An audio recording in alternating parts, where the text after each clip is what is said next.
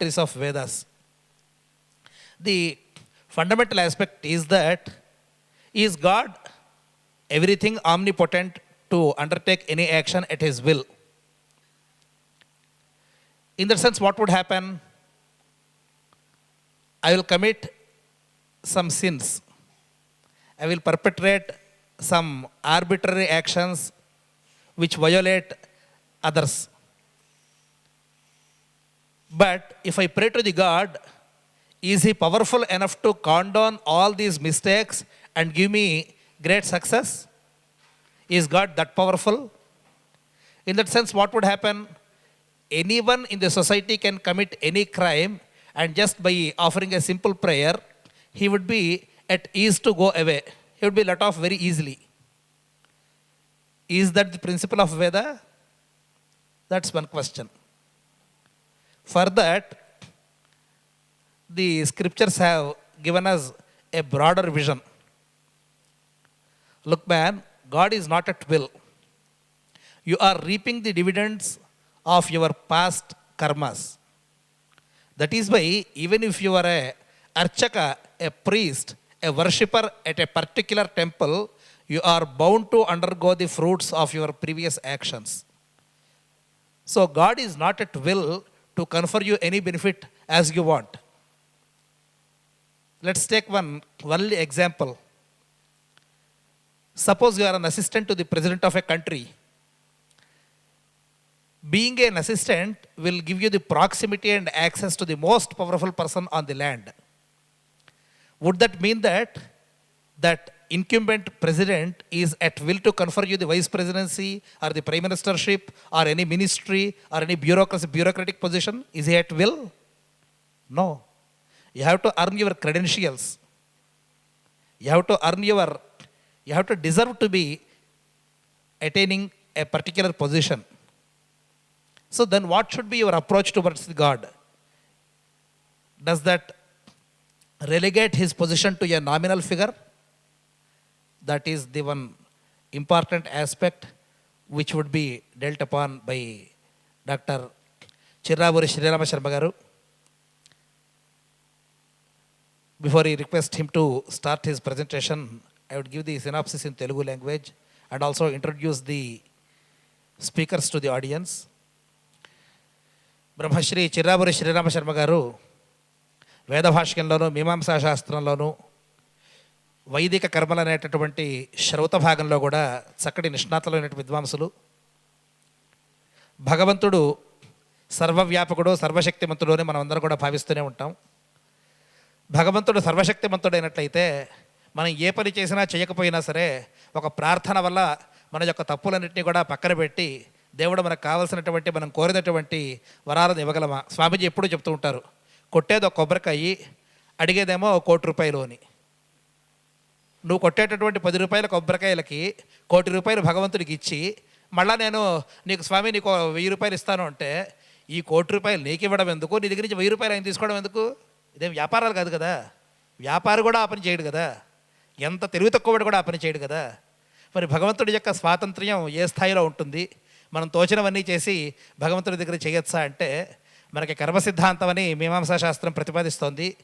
నువ్వు ఎలా పని చేసినట్టయితే, నువ్వు ఎలా ఆలోచించినట్లయితే, ఎటువంటి సత్కార్యాలు చేసినట్లయితే అటువంటి సత్ఫలితాలు నీకు వస్తాయి, దుష్కార్యాలు చేస్తే దుష్ఫలితాలు వస్తాయి అని. ఇలా నువ్వు చేసేటటువంటి సత్కార్యాలు దుష్కార్యాలే నీకు ఫలితాన్ని తెచ్చిపెట్టినట్టయితే భగవంతుడి యొక్క ఒక పరిస్థితికి ఏమిటి? ఆ భగవంతుడు అనేటటువంటి వాడు ఒక అకౌంటెంట్ లాగా, ఒక లెక్కలు చూసేవాడిలాగా నువ్వు రాసిన దానికి నీకు డెలివరీ చేసేటటువంటి ఒక మెకానిజం ఇంతేనా అని ఒక ప్రశ్న. మరో ప్రశ్న ఏమవుతుంది? దృష్ట ఫలితాలు అదృష్ట ఫలితాలు రెండు ఉంటాయి. దృష్ట ఫలితం ఏంటి? ఈరోజు మనం ఒక గ్లాస్ మంచినీళ్ళు తాగాం, 1 నిమిషంలో మనకి దప్పిక తీరింది, చాలా ఆకలేస్తోంది, 2 లడ్డూలు తిన్నాం, వెంటనే ఆకలి తీరిపోయింది. ఏటీఎంలో కార్డు పెట్టాం, ₹3,000 బయటకు వచ్చాయి. ఇవన్నీ కూడా దృష్ట ఫలితాలు. ఇంకొన్ని అదృష్ట ఫలితాలు ఉన్నాయి. స్వామీజీ చెప్పారండి, మేము 108 ప్రదక్షిణాలు చేస్తే మంచిది అవుతుంది అని. మంచిది ఏంటి? ఏమిటి నిర్వచనం? ఎప్పుడవుతుంది? ఈరోజా, సాయంత్రమా, రేపా, ఎల్లుండా, అవతలుండా, ఈ జన్మలోనా, వచ్చే జన్మలోనా, నాకా, నా వాళ్ళకా, నా పక్కింటి వాళ్ళకా, ఎవరికి మంచిది అవుతుంది? ఎంత మంచిది అవుతుంది? దీనికి ఈ పరిమాణాన్ని ఎవరు చెప్పగలుగుతారు? ఇవన్నీ కూడా అలౌకికమైనటువంటి అదృష్ట ప్రయోజనాలు. వీటినే మీమాంసా శాస్త్రం అపూర్వం అని పిలుస్తుందన్నమాట. అటువంటి అపూర్వ కల్పన చేసినట్టయితే కర్మ ఇప్పుడు అయిపోతుంది, తర్వాత ఈ కర్మ ఎప్పుడు ఫలితాన్ని ఇస్తుందో తెలియదు. ఇందాక మనం లడ్డూ తినగానే ఆకలి తీరిపోయింది. అలా కాకుండా ఇప్పుడు మనం ఒక కర్మ చేస్తే ఈ ఫలితం ఎప్పుడు వస్తుందో తెలియదు మనకి. కొన్ని సంఘాతం అంటే సమూహంలో చేసే ప్రయత్నాలు ఉంటాయి. ఇప్పుడు మనం అందరం కలిసి ఓటింగ్ చేసామనుకోండి, అందరూ ఒకళ్ళు ఓటేస్తే పనికిరాదు. ఉన్నవాళ్ళు 50 మంది ఓటు వేసినట్టయితే ఎవరో ఒకళ్ళు విన్నర్ డిక్లేర్ అవుతారు. దాంట్లో మనం అందరం కూడా భాగస్వామ్యమే. మనం ఓటు వేయలేదనుకోండి, వేసినా వేయకపోయినా కొన్ని పనులు జరుగుతాయి.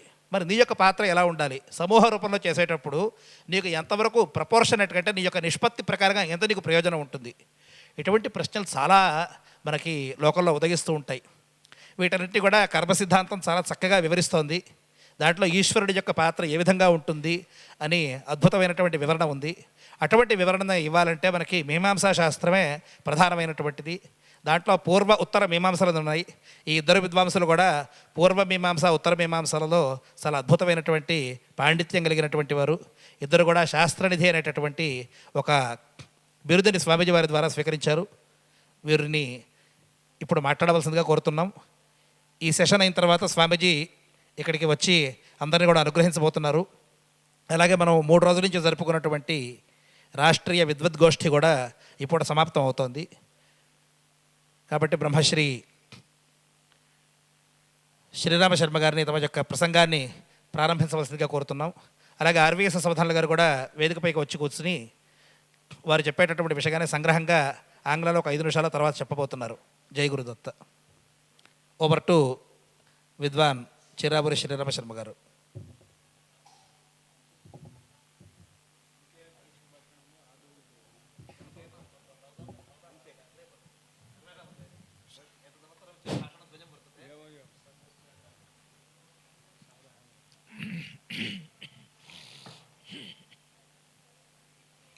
గురుభ్యో నమః. వందే గురుపదద్వంద్వమవాంగ్మానసగోచరం రక్తశుక్లప్రభామిశ్రం అతర్క్యం త్రైపురం మహః. యస్య నిశ్వసితం వేదాయో వేదేభ్యోఖిలం జగతు నిర్మమేతమహం వందే విద్యాతీర్థమహేశ్వరం. నిగమాయ సుకర్మబోధినే మునయే జైమినయే చ సూత్రిణే శబరాజ భాష్యకారిణే నమ ఈశాయ కుమారిలాత్మనే.